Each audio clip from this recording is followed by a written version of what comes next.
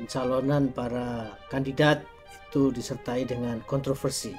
Anaknya Pak Jokowi. Pemilihan beliau agak kontroversi dan Mahkamah Konstitusi Indonesia telah membenarkan beliau untuk bertanding.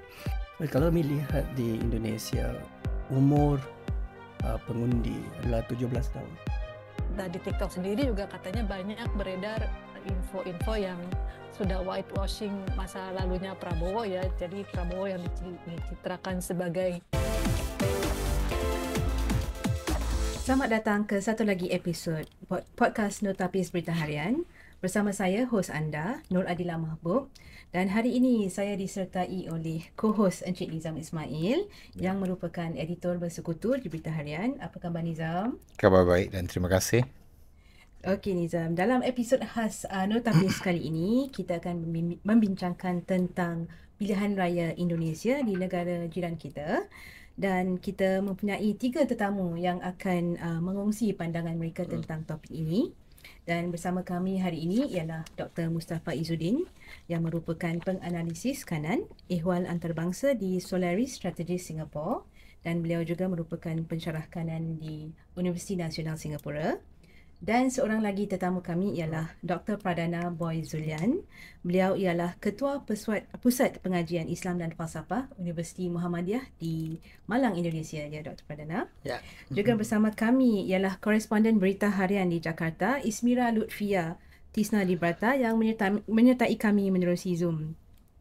Jadi terima kasih kepada Dr. Mustafa, Dr. Pradana dan juga Ismira kerana sudi menyertai kami dalam sesi podcast ini. Dan mungkin sebagai permulaan, Nizam boleh jelaskan apakah yang kita boleh jangkakan, apa yang boleh dijangkakan pengundi dalam pilihan raya kali ini. Ya. Seperti yang kita ketahui bahawa 14 Februari yang tinggal beberapa hari lagi adalah tarikh mengundi bagi Indonesia memilih. Sekitar 205 juta pengundi dijangka mengundi, termasuk 1.75 juta di luar negara akan mengundi bagi calon presiden dan calon naib presiden. Jadi mungkin inilah kita boleh bermula dari sini untuk melihat overview tentang pilihan raya Indonesia. Mungkin Dr. Pradana boleh memberikan sedikit pandangan fakta dan penjelasan tentang pilihan raya Indonesia secara umumnya. Silakan. Baik, terima kasih. Ya. Terima kasih untuk mengundang saya ke podcast ini tentang pemilihan umum ya. Kami menyebut pemilu di Indonesia untuk memilih presiden yang akan kita laksanakan pada tanggal 14 Februari yang akan datang.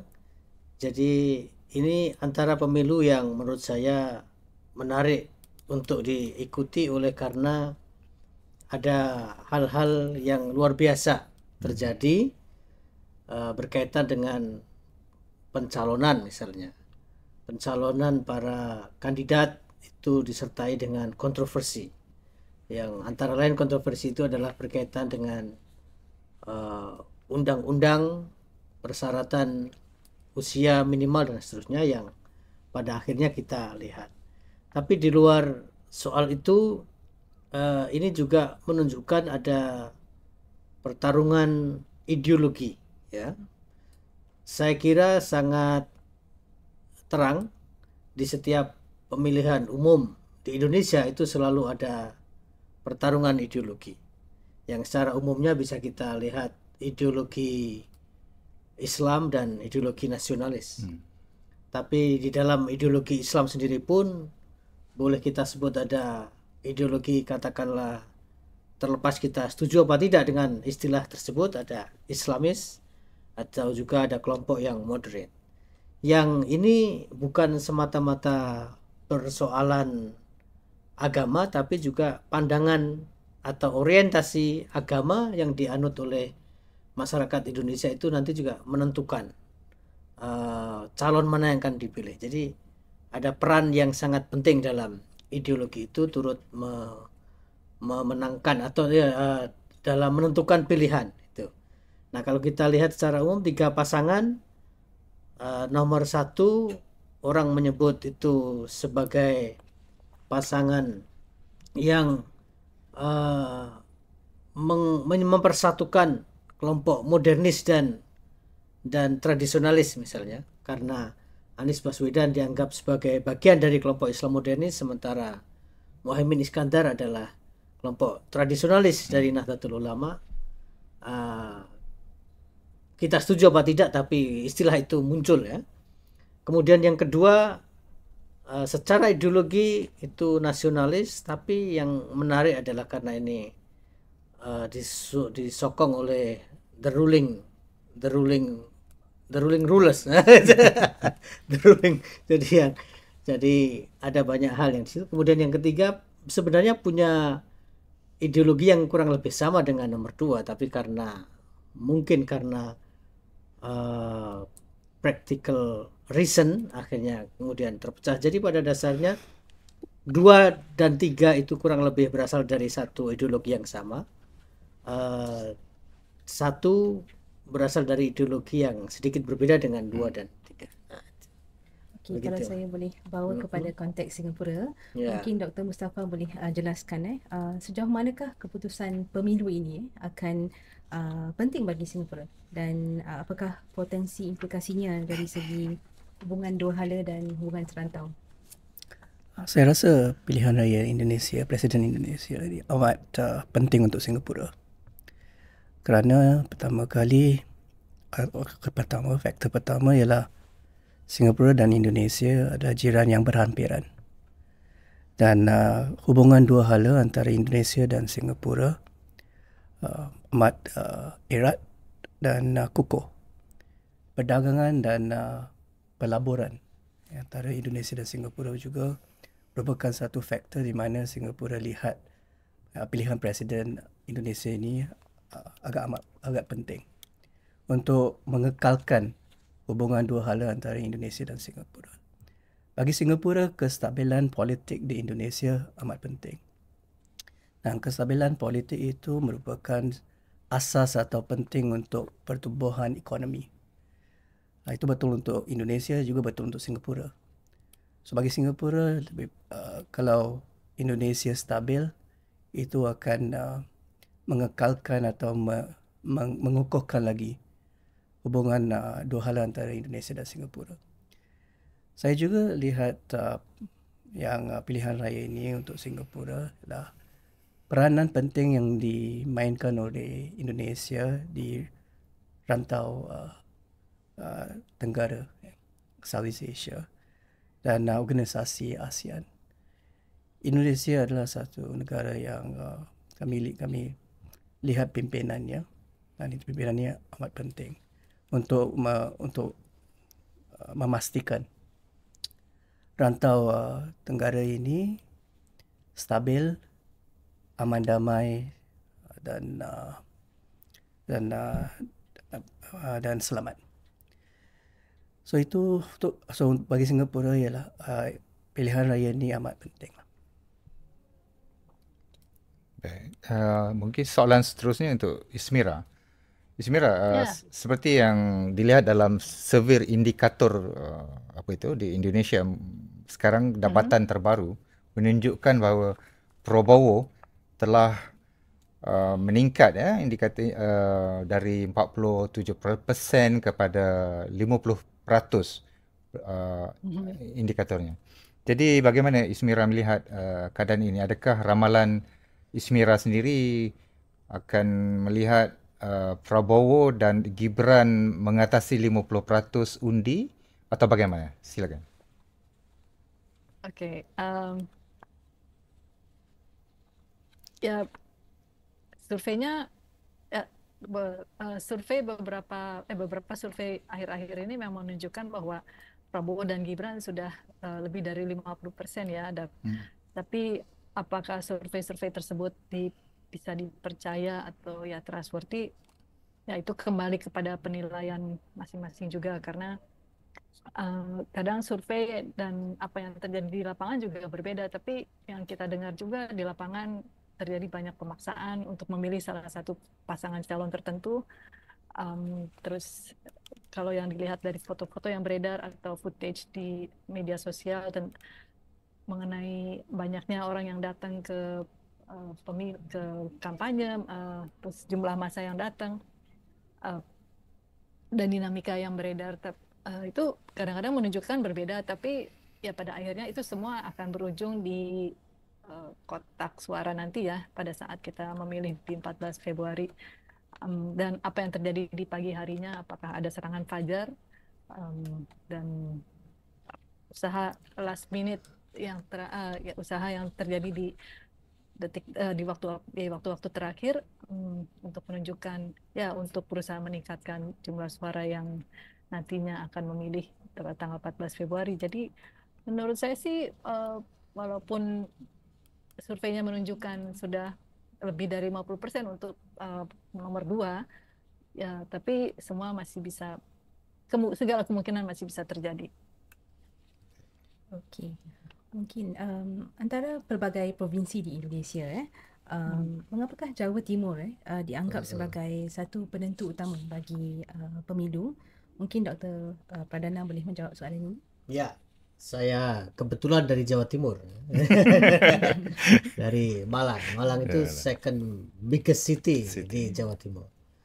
Dan memang selalu ada parameter ya, bahwa pemilih terbesar itu antara Jawa Timur juga ada Jawa Barat. Tapi Jawa Timur juga dianggap sebagai parameter. Kalau Jawa Timur sudah dikuasai, berarti semua sudah bisa dikuasai. Ya, menurut saya karena ada karakter khusus orang Jawa Timur. Jadi Jawa Timur ini diantara Jawa-Jawa, misalnya Jawa Tengah, Jawa yang lain itu paling terus terang. Jadi orang Jawa sering disebut sulit untuk berterus terang kan, secara kebudayaan. Tapi within Java Island sendiri itu juga ada beda-beda. Kalau kita mengikut pembagian provinsi ya berarti Jawa Timur, Jawa Tengah, Jawa Barat. Dan Yogyakarta masuk Jawa Tengah sebagai region. Nah itu punya culture yang beda-beda. Orang Jawa Tengah cenderung bertutur halus, tapi bukan tak berani, tapi mengatakan sesuatu apa adanya itu barangkali secara cultural itu tak baik. Sehingga menggunakan bahasa-bahasa yang sindiran, bahasa Jawa Barat juga mungkin kurang lebih sama, sudah berbahasa lain, bahasa Sunda, dengan mungkin kultur yang juga seperti itu. Tapi Jawa Timur to the point-nya itu ya ada. Sehingga kalau sikapnya begitu ya barangkali memang begitu. Nah, maka kembali kepada pertanyaan kenapa Jawa Timur menjadi parameter, saya kira juga karena faktor NU.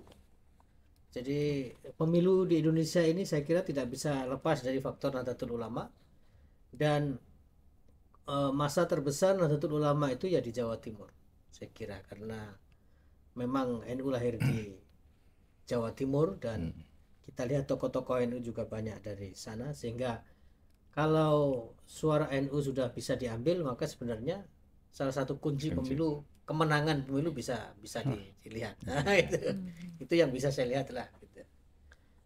Bagaimana pula provinsi seperti Sumatera pula, Dr. Pradana? Sumatera yang besar barangkali hanya Sumatera Utara dan Sumatera Barat ya. Selebihnya juga tidak besar, sehingga dalam hal jumlah penduduk, sebenarnya kan jumlah penduduk Indonesia itu 60% ada di Jawa. Jawa itu Jawa Barat, Jawa Timur ya. Jawa Tengah, pokoknya Jawa itu. Maka kalau Jawa sudah selesai. Itu kan. Jadi saya kira menyangkut jumlah juga gitu ya. Jumlah dan juga mobilitas atau mobilisasi suara yang mungkin kalau itu tadi, karena suara NU mayoritas ada di Jawa Timur dan kepatuhan masa NU terhadap pemimpinnya itu sangat tinggi, maka kalau pemimpin NU sudah bisa diambil satu sikapnya ya pada dasarnya akan mengikut. Nah gitu. Baik, terima kasih Dr. Pradana. Saya ingin beralih kepada Dr. Mustafa tentang Gibran Rakabuming Raka, anaknya Pak Jokowi. Namanya agak panjang ya. Ya. Jadi kita tahu dia pemilihan dia agak kontroversi dan Mahkamah Konstitusi Indonesia telah membenarkan beliau untuk bertanding. Jadi bagi pandangan Dr. Mustafa, adakah beliau Gibran ini satu aset atau liability kepada Prabowo especially kerana Prabowo memang inginkan jawatan ini? Saya rasa dia adalah satu aset. Aset ya. Aset kerana yang pertama dia anak Bapak Jokowi. Itu dah jadi aset. Masih ada banyak sokongan untuk Bapak Jokowi. Itu yang pertama. Yang kedua, saya rasa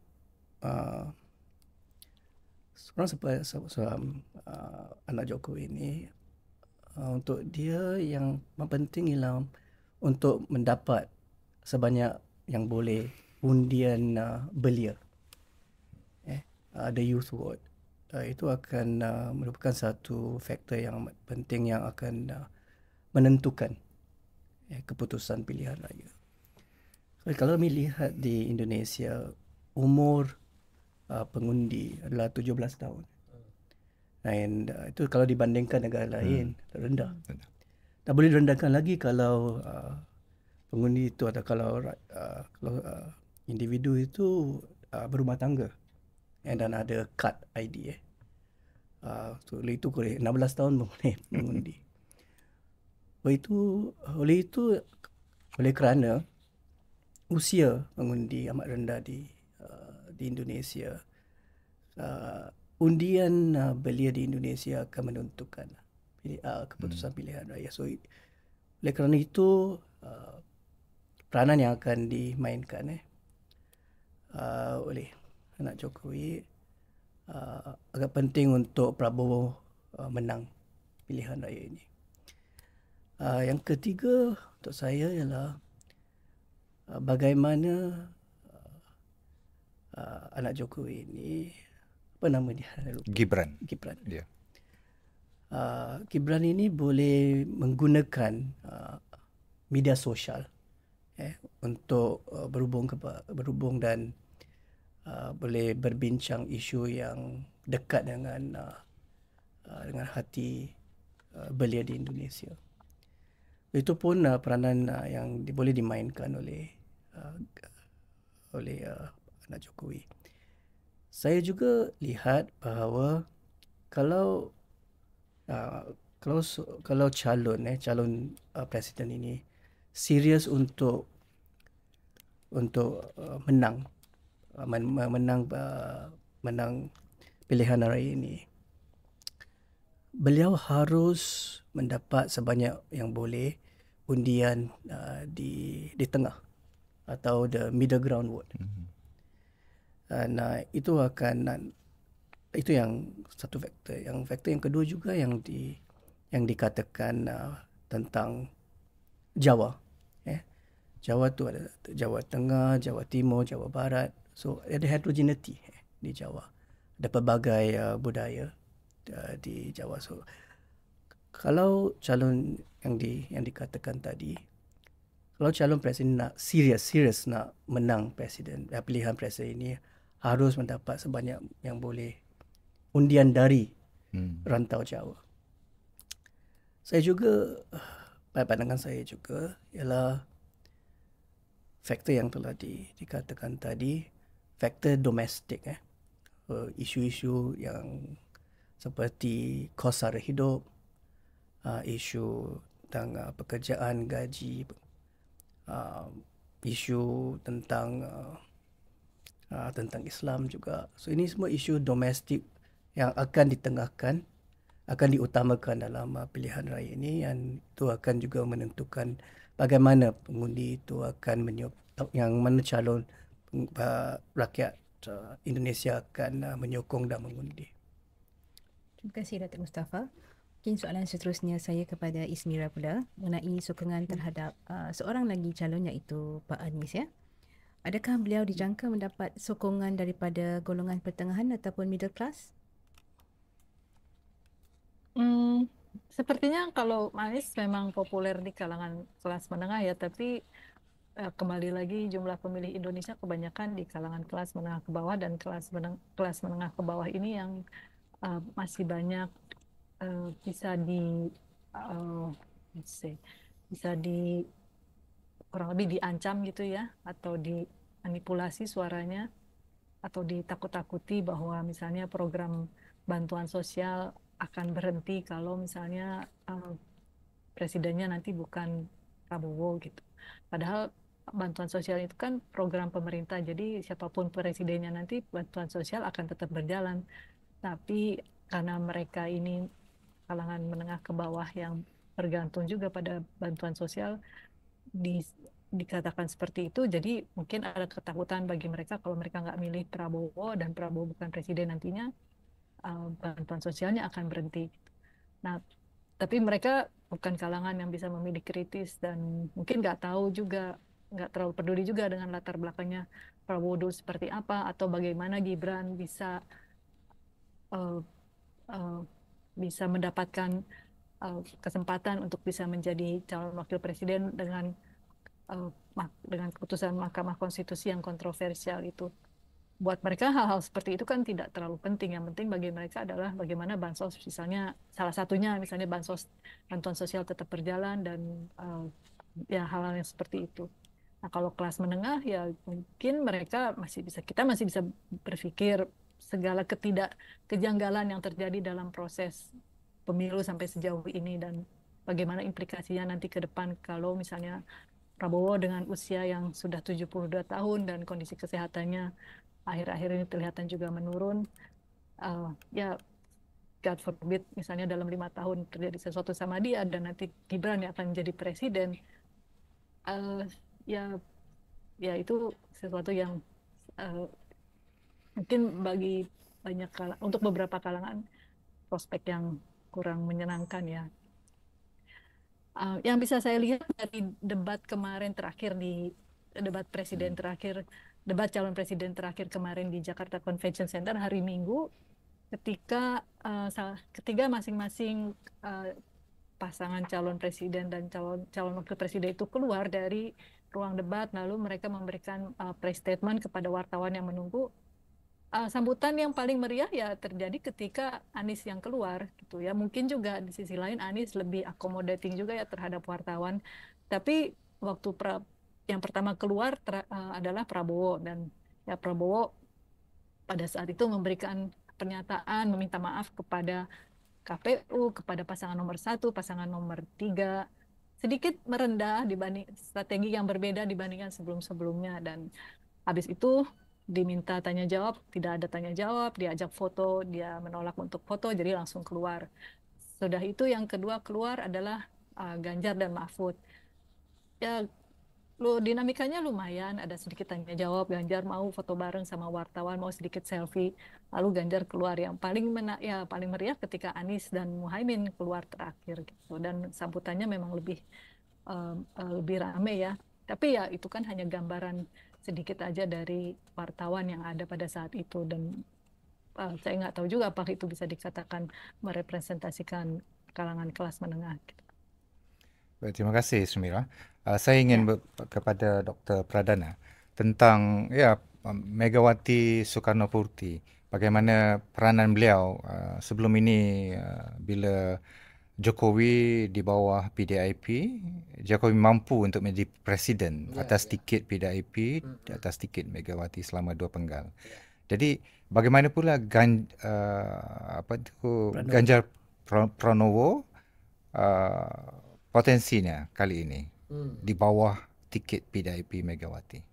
Ya, saya melihat Jokowi dan Megawati itu sama-sama memberikan kekuatan untuk suara ya, sehingga kalau PDIP bersama Jokowi mungkin menjadi kekuatan suara yang sulit disaingi oleh kelompok manapun. Artinya dua-duanya punya pendukung, sehingga ketika pada akhirnya Jokowi memisahkan diri dari PDIP ya, kita lihat perpecahan itu terjadi, kemudian pembelahan suara juga terjadi, yang ini semakin meyakinkan saya bahwa kedua-duanya punya pendukung gitu. Nah, tapi manakah yang lebih besar? antara pendukung di antara kedua kelompok ini, menurut saya ada faktor yang mungkin sangat kultural, tapi juga menurut saya sangat psikologis dalam konteks bangsa negara Indonesia itu, yaitu perasaan permisif dan kasihan. Saya bisa recall ya, misalnya apa yang menjadikan Pak SBY presiden itu tentu pemilihan umum ya, tapi kenapa Pak SBY bisa menang? Saya ingat persis pada saat itu Pak SBY mengajukan resignation dari kabinet kan, yang televisi waktu itu belum lagi seperti sekarang ya. Nah, sosial media itu berulang kali menunjukkan bagaimana ketika Pak SBY menyerahkan surat pengunduran diri, kemudian ditepis oleh Bu Mega seperti ini. Itu saya sebagai ya saat itu masih belia melihat itu satu simbol yang kurang baik, sehingga orang melihat ada sisi Pak SBY ini dimusuhi, Pak SBY dikorbankan atau menjadi korban. Nah, perasaan itu sangat penting dalam konteks bangsa negara Indonesia itu, sehingga orang bisa melihat semakin orang memplay victim dan orang berhasil melihat dia itu sebagai victim, maka kemungkinan untuk dipilih itu semakin tinggi. Nah, ini non rasional ya, tapi terjadi begitu. Nah, maka kalau kita lihat sekarang ini siapa yang play victim dan real victim antara Pak Jokowi dan Megawati. Nah, itu saya kira orang melihat Pak Jokowi itu victim. Kalau melihat video-video Bu Mega yang mengatakan, Jokowi bukan siapa-siapa tanpa PDIP. Nah, itu kan bagi sebagian besar masyarakat sebagai arogansi. Nah, sementara kita tahu Jokowi kelihatan menerima, tapi sebenarnya tidak menerima pernyataan itu. Dan ada video yang beredar itu, kali ini saya akan lawan. Nah, itu kalau dalam tradisi kultural Jawa itu, ketika orang sudah bilang kali ini akan saya lawan, itu berarti sudah berkali-kali dia diam kok terus dibegitukan. Saya dibilang begini, saya diam, begitu diam, sudah berkali-kali, maka kali ini akan saya, itu berarti sudah puncak dari perasaan yang terhina. Nah, itu faktor non teknis dan bisa juga non rasional ya dalam politik di Indonesia, yang maka banyak orang kadang-kadang berusaha melakukan victimizing themselves itu supaya kelihatan terkorbankan, kemudian dikasihani lalu dipilih. Mungkin Dr. Mustafa atau Ismira ada pandangan mengenai apa yang dikatakan Dr. Pradana. Saya setuju, ada yang faktor rasional dan non-rasional ya. Itu harus kami mengutamakan atau mengutarakan supaya kami dapat membuat analisis yang holistik. Dr. Mustafa, mungkin Dr. Mustafa boleh jelaskan tentang peranan media sosial dalam sebagai medan pertempuran dalam pemilu kali ini. Amat penting kerana sosial media atau media sosial akan menentukan keputusan pilihan raya. Dan juga kerana dia lebih ramai pengundi muda. Dan pengundi ini semua akan menggunakan media sosial. So itu sebabnya media sosial ini akan memain peranan yang penting untuk menentukan keputusan pilihan raya. Saya juga akan berkata bahawa ini katakan fake news itu juga harus diketahui dan harus adakan safeguard. Kerana pilihan raya ini, keputusan pilihan raya ini amat penting untuk masa depan Indonesia. Yang saya juga rasa social media ni atau media sosial ni katakan double edge. Ada yang baik ni, ada yang buruk dia. Tapi kami harus katakan teknologi itu neutral. Tapi media sosial ni kalau digunakan dari segi untuk meluaskan ilmu tentang pilihan raya ini, itu akan membuat media sosial ini satu mekanisme yang amat penting yang dikatakan menentukan keputusan pilihan raya. Dan mungkin Ismira pula, pandangan anda tentang peranan medsos?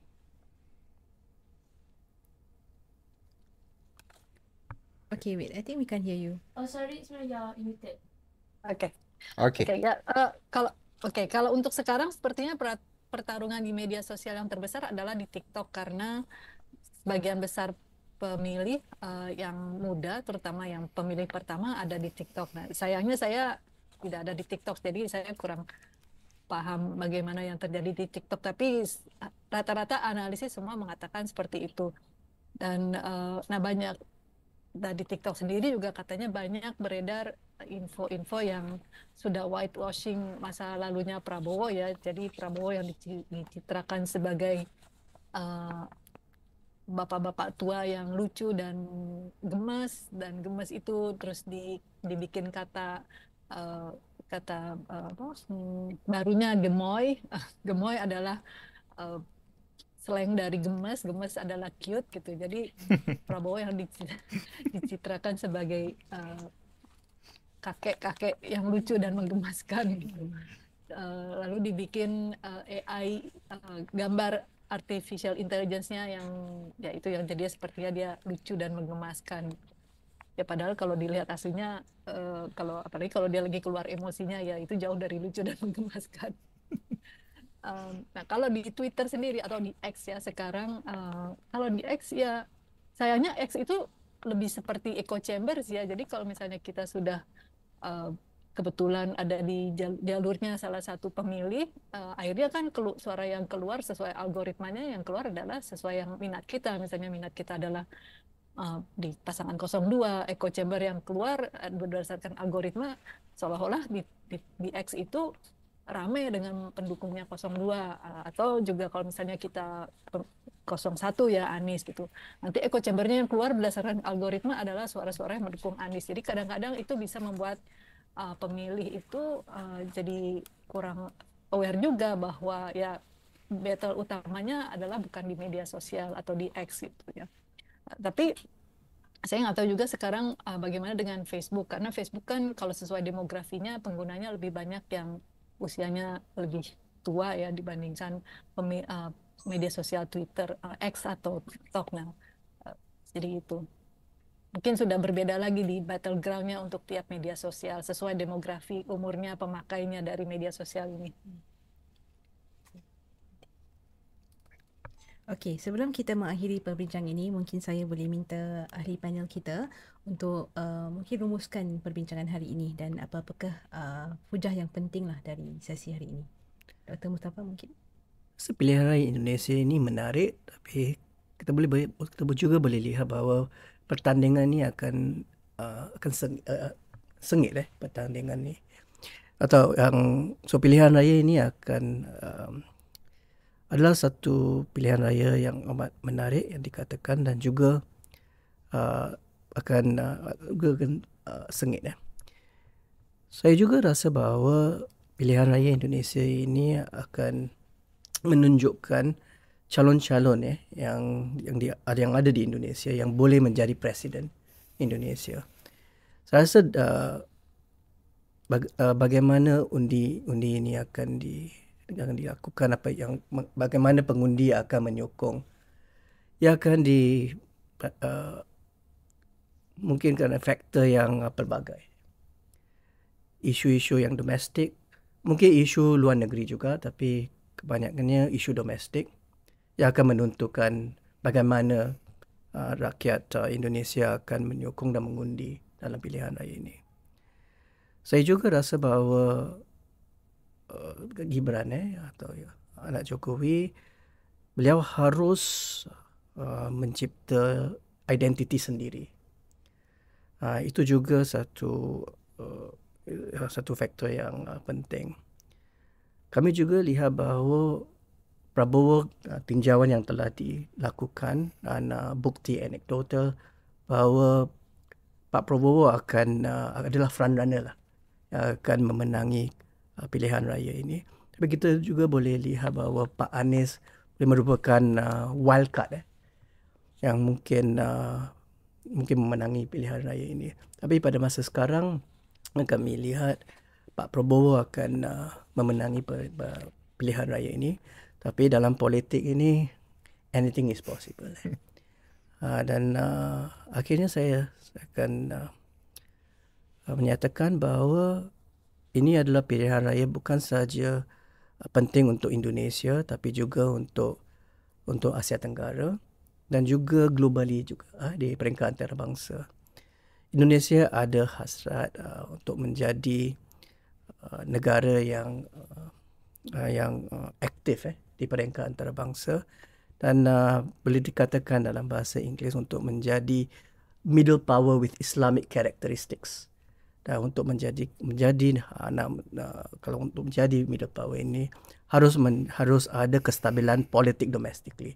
Dan itu akan kami lihat boleh Indonesia dapat kalau pilihan raya ini calon yang berintegriti, calon yang jujur, calon yang berpengalaman yang luas dan dalam, dan juga calon yang boleh menunjukkan empati, berempati.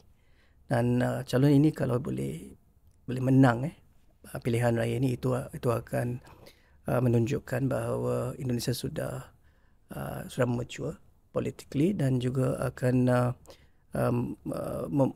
akan membawa pimpinan yang amat penting dan amat sungguh untuk Indonesia pada masa depan politically, dari segi politik, dari segi ekonomi dan juga dari segi sosial. Mungkin Ismira pula kata-kata akhir daripada anda sebelum kita mengakhiri sesi ini. Oke. Ya, pemilu itu jadi penting.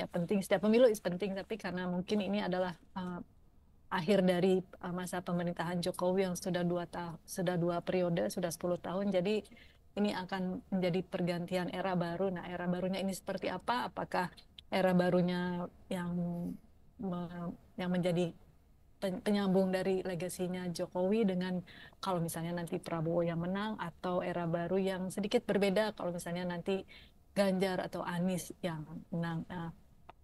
Dan ini ya akan jadi defining moment-nya, karena sesuai dengan cita-citanya untuk menuju Indonesia Emas tahun 2045 ketika nanti Indonesia menjadi 100 tahun merdeka.